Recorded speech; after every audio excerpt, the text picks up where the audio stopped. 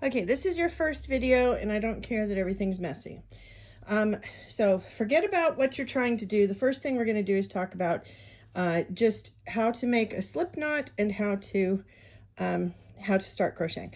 So raise the ball in the air, grab the yarn. Okay. The reason I'm saying that, ball in the air, grab the yarn, is I'm going to tell you to wrap the yarn around your fingers. And the minute that I stop talking to you, you're going to be like, which direction should I grab the yarn? I don't remember. So just balls in the air, grab the yarn. Okay. You can use 2 fingers because everybody knows that 2 fingers makes everything good. We'll just leave that there where it stands. Now I've dropped my glasses, picking up my glasses, and still holding on to this yarn because everything goes wrong. Okay, there are the glasses.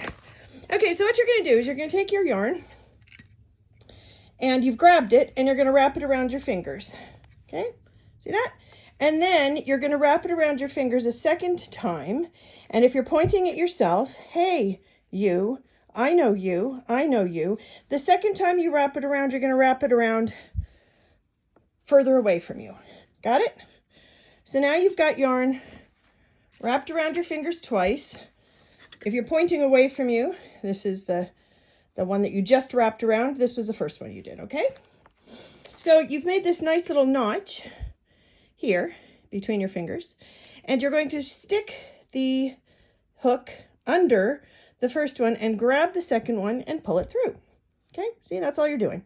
Got that? You've got that there. Now, take your fingers out. You've made a slip knot. Okay, that's what you just did.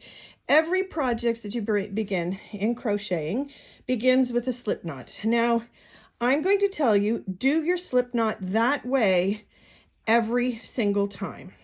Okay, every time you're about to do a project, start your slip knot that way. 2 fingers, wrap twice, first one close to you, then away. So now I've got a knot here. I don't know if you can see that, but there's a knot. And we're just going to do a chain, okay? So people will talk to you about how you hold your hook. If nobody ever talked to you about how to hold your hook, you wouldn't think about it. You would just naturally hold it some way. So just hold it whatever way you want to. What you'll find is when you're playing around with crocheting, you just hold it a way that feels comfortable in your hand and you don't think about it unless somebody tells you to think about it. So you'll just find yourself doing it one way. Okay, so you've got this extra string down here. Ignore that. So what we're going to do is we're just going to do, you know, when you were a kid, you did a couple of chains. We're going to do a couple of chains. Now, the thing is, when you're crocheting, you're always going to have some kind of a hole here, right? And your hooking hand is going to be pulling string through whatever is on your hook at any given time, right? So your left hand is going to be holding your blanket or whatever it is that you're working with. And it's also trying to put this string in a place where it's easy to grab with this hook, right?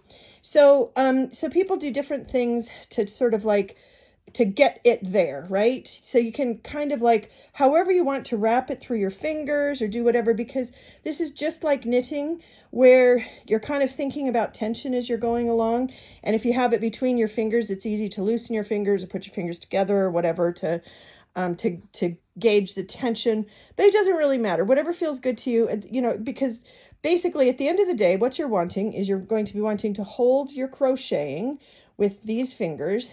And this finger up here is going to have yarn over it because that's how you place the yarn in a good place for the hook to get it. Got it?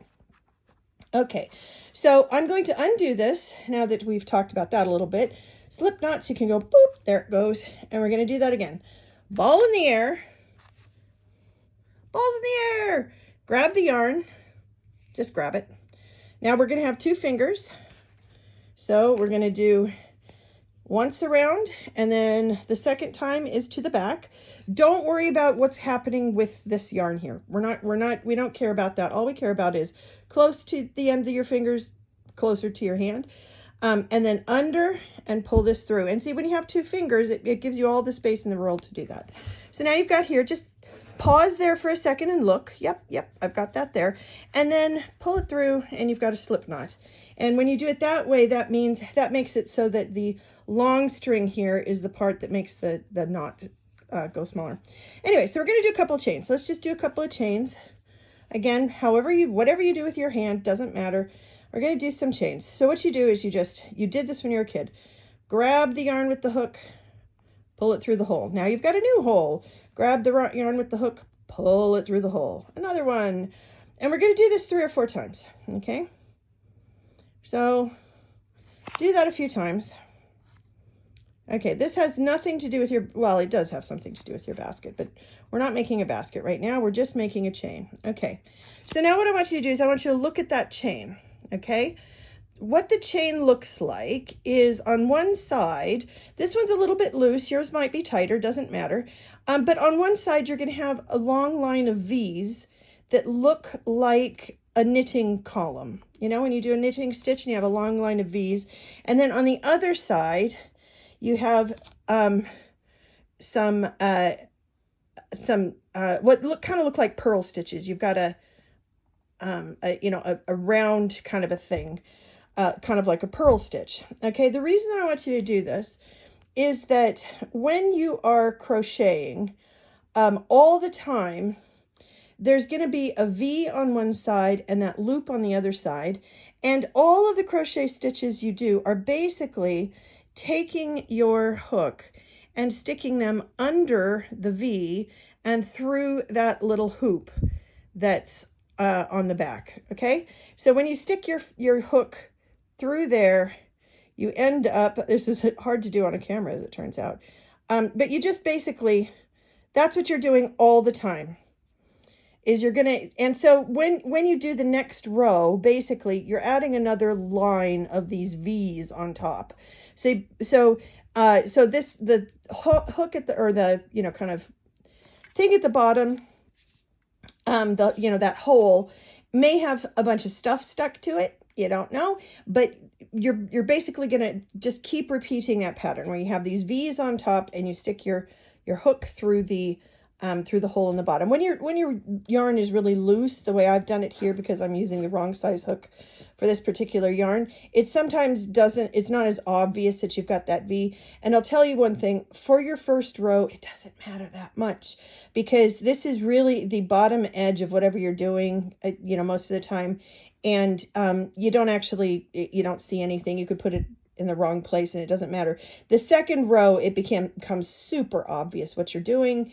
And so don't sweat it when you kind of look at it and you go, oh my gosh, I can't tell what's going on.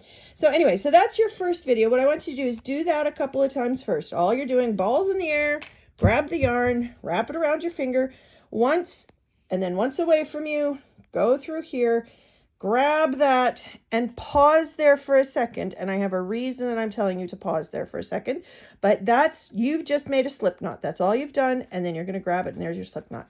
Okay, that's your first video.